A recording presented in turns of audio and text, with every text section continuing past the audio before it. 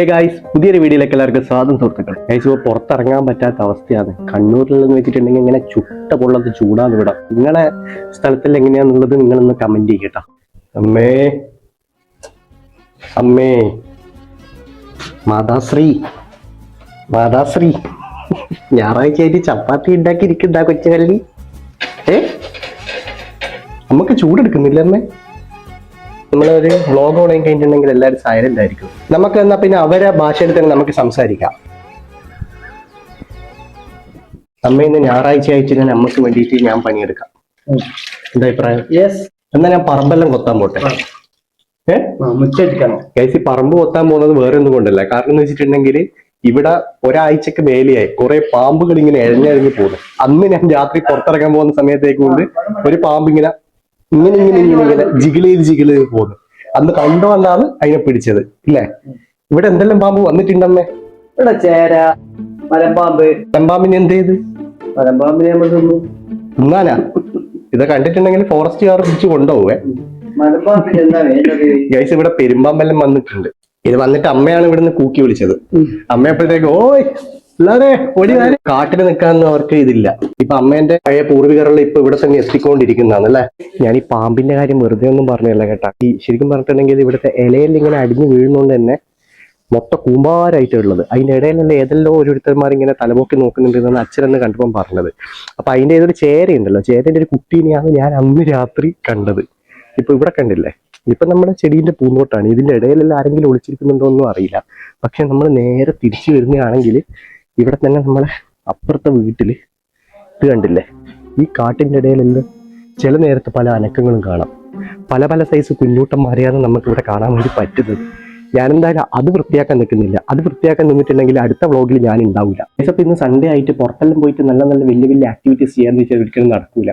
പോകുന്നുണ്ടെങ്കിൽ ഒന്നിക്കലും മോർണിംഗ് പോവുക, അല്ലെങ്കിൽ ഈവനിങ് എന്തെങ്കിലും പരിപാടിയായിട്ട് നമ്മൾ പോവുക. ഇന്ന് പിന്നെ പുറത്ത് പോയിട്ട് ചെയ്യാൻ പറ്റുന്ന ആകെ ആക്ടിവിറ്റി എന്ന് പറയുന്നത് ഏതെങ്കിലും ഒരു സിനിമക്ക് പോകുക എന്നുള്ളതാണ്. ഇപ്പല്ലേ വാഴ 2 മറ്റേ റിലീസ് ആയിട്ടുള്ളത്. അതുകൊണ്ട് ഇന്നിപ്പോ എന്തായാലും ഫ്രീ ടൈം ആയതുകൊണ്ട് ഇന്ന് പോയിട്ട് കാണണം. എല്ലാവരും നല്ല നല്ല റിവ്യൂസ് ആണ് ഇടുന്നത്. പലരും പറയുന്നത് പുറത്തിറങ്ങി വരുമ്പോഴത്തേക്കും കരഞ്ഞുകൊണ്ടായിരിക്കും വരിക എന്നുള്ളത്. ഞാൻ കരഞ്ഞ് മെഴുകുമോ എന്നുള്ളത് നമുക്ക് പുറത്തിറങ്ങിയിട്ട് കാണാം. ഞാൻ വന്നിട്ട് അതിന്റെ റിവ്യൂ പറഞ്ഞുതരാം ഗൈസ്. ഞാനിപ്പോ സിനിമയെല്ലാം കണ്ടിട്ട് ഇവിടെ വന്ന് ആ സിനിമയെ പറ്റിയിട്ട് അഭിപ്രായം പറയണമെന്നുണ്ടെങ്കിൽ അതങ്ങനെ പെട്ടെന്നൊന്നും നമുക്കങ്ങനെ പറയാൻ പറ്റൂല. കാരണം നിങ്ങൾക്കൊരു ഏട്ടനോ അനിയനോ ആരെങ്കിലും അങ്ങനത്തെ ഒരു സിബ്ലിംഗ് ഉള്ള ആളാണെങ്കിൽ നിങ്ങൾക്ക് ആ പടം നല്ല രീതിയിൽ റിലേറ്റ് ആവും. ഞാൻ സത്യം പറഞ്ഞ ചില പർട്ടിക്കുലർ സീനെത്തുമ്പോൾ കരഞ്ഞു പോയിരുന്നു. കാരണം അത് അങ്ങനത്തെ ഒരു പടമാണ്. നല്ല രീതിയിൽ വന്നിട്ട് അവസാനം നമ്മൾ ഇമോഷണലി ഇങ്ങനെ പിടിച്ചെടുക്കുന്ന പറയുന്നില്ലേ, അതുപോലത്തെ പടം. എന്താ പറയാ, നിങ്ങൾ തന്നെ ആ പടം പോയിട്ട് കണ്ടു നോക്ക്, അപ്പൊ നിങ്ങൾക്ക് മനസ്സിലാവും. ഇപ്പൊ നമുക്ക് പാമ്പുകളെ തുരത്താൻ വേണ്ടിയിട്ട് ഇങ്ങനെ വൃത്തിയാക്കാൻ പോയാലോ? അമ്മേന്റെ ചെടിയെല്ലാം കൂടി ഞാൻ ഇങ്ങനെ മാന്തിപ്പറിക്കാൻ നമ്മളെ കാട്ട് മുന്നേ ഒരു പാണ്ടി ഇവിടെ വന്നിട്ട് ഇതാ പണിയെടുക്കുന്നത് കണ്ടില്ലേ? വിജയം പാണ്ടി. ആരാണ്? വിജയം പാണ്ടി. സ്വന്തം ഭർത്താവില്ലേ? അത് ഭർത്താവില്ലേ വിജയം പാണ്ടി എന്ന് വിളിക്കുന്നത്? പാണ്ടി. ഈ പാഷൻ ഫ്രൂട്ട് ഇങ്ങനെ മുറിച്ചു കഴിഞ്ഞാൽ എല്ലാം പോവൂലേ? അത് അങ്ങനെ ഉമ്മപ്പൊ ഒന്നും ഉണ്ടാകുന്നില്ല. എന്താ എനിക്കറിയാം, അതല്ലേ മുറിച്ചാളെന്ന്. ദേവു അമ്മേനോട് പറഞ്ഞിട്ടില്ലേ പാഷൻ ഫ്രൂട്ട് ഉണ്ടാവാണ്ടിരിക്കൽ ഒരു കാര്യം ചെയ്യണമെന്ന്? അതിനോട് സങ്കടം പറയണമെന്ന്. എത്ര പറഞ്ഞ് അടിക്കുക ചെയ്തില്ല. അതിന്റെ സങ്കടം പറയാനൊന്നും അച്ഛൻ കാത്തു നിന്നിട്ടില്ല. പാഷൻ ഫ്രൂട്ടിൽ അടിക്കാനാ? ഏത് മുറിച്ചിട്ട് ഇട്ടിട്ടാണ് നിൽക്കുന്നത്.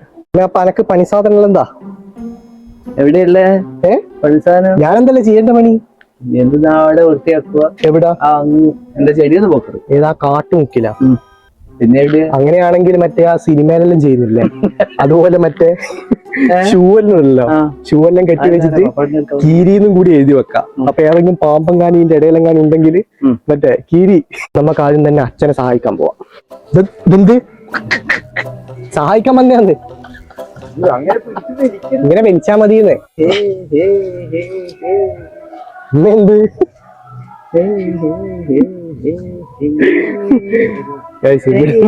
നമ്മള് രണ്ടാളും ഇടുന്ന് കഷ്ടപ്പെട്ടിരുന്ന് പണിയെടുക്കുമ്പോ ഒരാളിതാ ഹേയ് ഹേയ് എന്ന് പറഞ്ഞിട്ട് സംഭവം അറിയാം. ബാക്കിൽ മറ്റേ ഇത് ഓടിച്ചിട്ട് പോകുന്നുണ്ട് ആൾക്കാര്, സ്ഥാനാർത്ഥികളെയും വിളിച്ചിട്ട് അതിന് ഹേയ് ഹേയ് എന്നൊരു പാട്ടിന് ഡാൻസ് കളിക്കുന്നു. ചന സഹായിക്കണം? സഹായിക്കണ്ട? നമുക്ക് ദേഷ്യം വന്നു കേട്ടാ. അച്ഛൻ ഇവിടുത്തെ ഇതെല്ലാം ക്ലീൻ ആക്കി ഒരു സൺറൂഫ് നല്ല ഇത് മാറ്റുമ്പോഴത്തേക്കും അമ്മേന്റെ ചെടിയെല്ലാം വാടിപ്പോയി. എന്തിനാണ് ഈ തമിഴന് ഈ വർക്കെല്ലാം കൊടുത്തിന്? മലയാളമായിട്ടുള്ള ഒരു മോനില്ലേ ഇവിടെ? ഞാൻ ചെയ്തേനില്ലേ അത്? ഒന്നും ചെയ്യുന്നില്ലല്ലോ, മടിയനായി നിൽക്കുക. ഇവിടെ മടിയനായിട്ട് നിൽക്കുന്നത്. ആ തെയ്യത്തിന് ഇറക്കിക്കോ. ഈ വയ്യാത്ത കാലത്ത് മേലെ കയറിയിട്ട് അദ്ദേഹത്തിനെ വന്ന തീച്ചാമുണ്ടി. അച്ഛൻ പുലിക്കളിക്ക് പോന്നു. അച്ഛൻ ഐശ്വര്യായിട്ട് അമ്മ എന്നെ തുടങ്ങിക്കോ. അത് ഇവിടെ ഇത്രയും പണി ഞാനെന്നെ എടുത്തത്. നീ തന്നെ എടുക്ക. എന്താ ചെയ്യണ്ടേന്ന് പറ. ആദ്യം നമുക്ക് ഈ ചട്ടിയല്ല അങ്ങ് തട്ടി. എന്താ പിന്നെ ഇതെന്തിനാണ് ഈ കാലിച്ചട്ടി? എനിക്ക് തെരിയാടാനായിട്ടില്ല, മണ്ണാത്. ഇത് കാലിച്ചട്ടി വന്നിട്ട് ഇത് മരുഭൂമി പോലെയായി പോയിട്ടുണ്ട്. ഇതെന്താണ് ഇതിൽ വെള്ളവും നിറയ്ക്കൂല, ഒന്നും നമ്മൾ വിത്തൊന്നും ഇട്ടിട്ടില്ലല്ലോ. ഇല്ല, എനിക്ക് നല്ല ചെടി കിട്ടിക്കഴിഞ്ഞാൽ ഈ ചട്ടിയിൽ ഞാൻ നടും. അത് ചെടി കിട്ടുന്ന സമയത്തല്ലേ അതുവരെ എന്നെ മാറ്റി വെക്കത് കിട്ടും. ചെടി ഞാൻ ഇടുന്നും കൂട്ടും. പിന്നെ ഓരോന്നായിട്ട് അമ്മക്ക് ഞാൻ പഠിപ്പിച്ചു തരാം.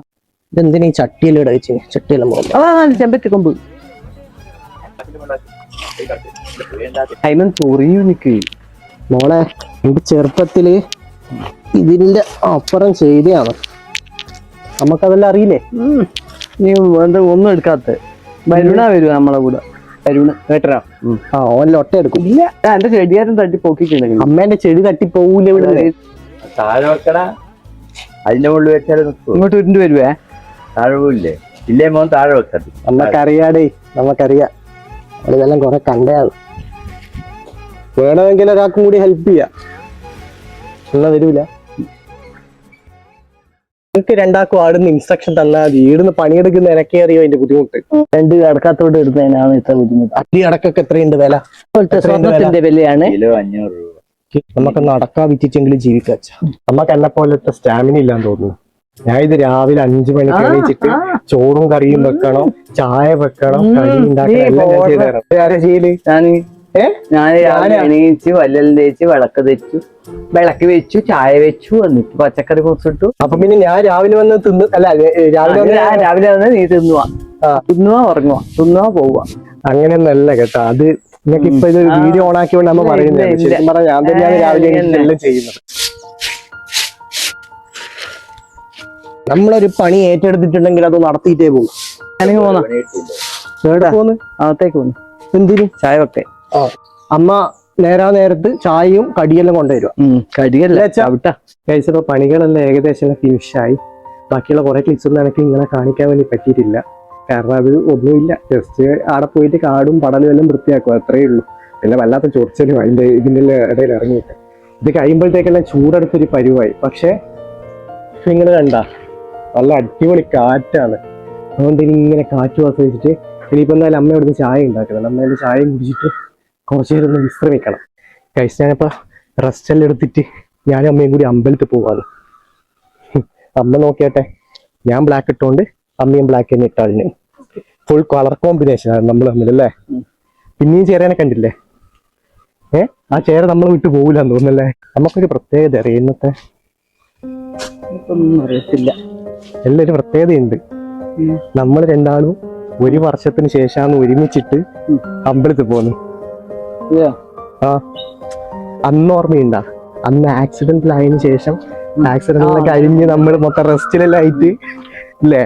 അന്നാണ് ഞാൻ ശരിക്കും ഇവിടെ പോകുന്നത് ക്ഷേത്രത്തിൽ. അതായത് മുന്നേ പോകലുണ്ട്. മുന്നേ എന്ന് വെച്ചിട്ടുണ്ടെങ്കിൽ അമ്മേന്റെ അത്ര ആണെങ്കിൽ ചെറുപ്പത്തിലാണ് നമ്മൾ പോകലുള്ളത് അല്ലേ. ഇപ്പൊ അങ്ങനെ ഞാൻ വരലില്ല.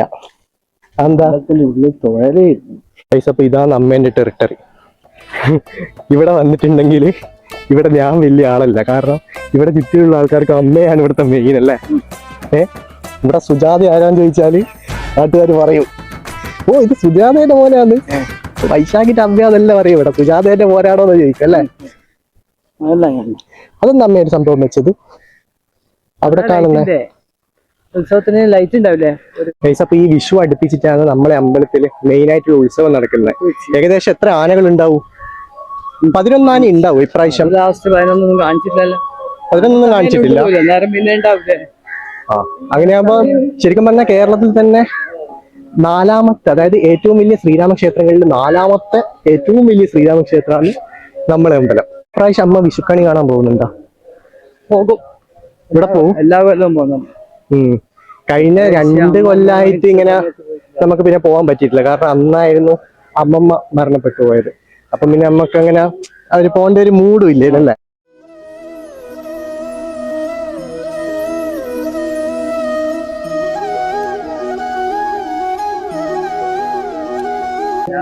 അമ്മ ഇവിടുന്ന് തുടങ്ങി കണ്ടില്ലേ. അമ്മേന്റെ ഗ്യാങ്ങിന് കിട്ടി. അപ്പൊ നമ്മളെ വേണ്ട.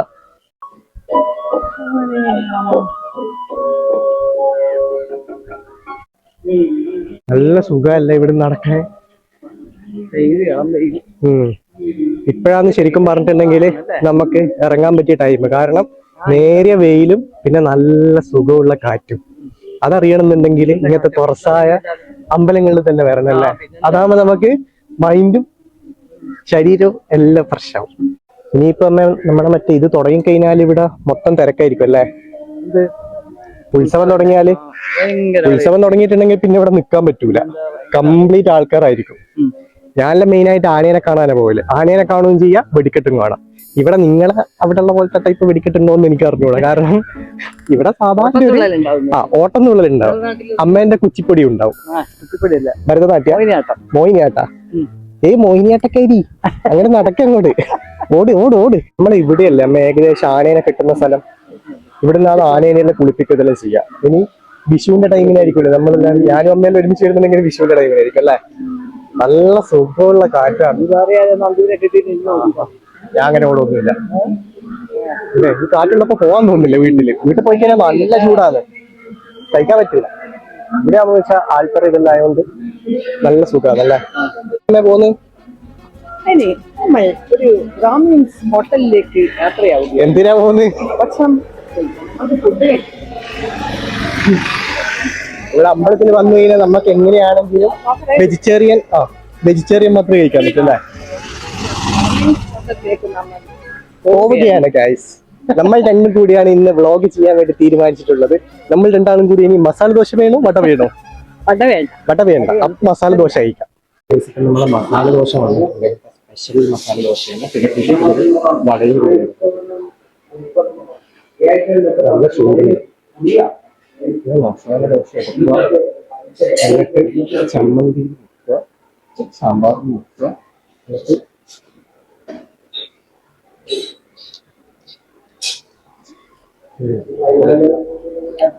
വടയും വട പക്ഷെ ചൂടില്ല.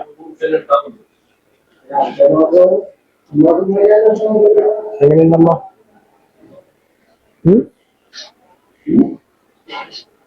കഴിച്ചിട്ട് വരാം. അമ്മേന്റെ വയറ് നിറഞ്ഞ എങ്ങനെയുണ്ടായിരുന്നു ഫുഡ്? ടേസ്റ്റ് ഒന്നുമില്ല. ഭയങ്കര ചൂടുണ്ടായിരുന്നു, പക്ഷെ ടേസ്റ്റ് ഇല്ല. കറിയും കൊള്ളൂല, ചമ്മന്തിയും കൊള്ളൂല. എനിക്ക് പ്രതീക്ഷ ഉണ്ടായിരുന്ന വടയേനും, അതാണെങ്കിൽ ഒട്ടും കൊള്ളൂല. ഇന്നത്തെ ദിവസം എങ്ങനെ ഉണ്ടായിരുന്നു അമ്മേ? കുശാലായിരുന്നു. ഇന്നത്തെ ഫുഡോടും കൂടി കുശാലും. എന്റെ പണിയെടുപ്പ് എങ്ങനെയുണ്ട്? എന്റെ പണി വീട്ടിലെ ഉഷാറായിരുന്നു. എന്റെ പണി ഉഷാറായിരുന്നു. ഉഷാറാ ഗൈസ്. അപ്പൊ അത്രയേ ഉള്ളൂ ഇന്നത്തെ വീഡിയോ. ഇനി ഇതുപോലത്തെ ഏതെങ്കിലും ഒരു ഞായറാഴ്ച നമ്മൾ വീണ്ടും വരാം അല്ലേ. ഇനി എന്തായാലും വിഷുവിന്റെ അടുപ്പിച്ചിട്ട് നമ്മളെത്താം. ബൈ.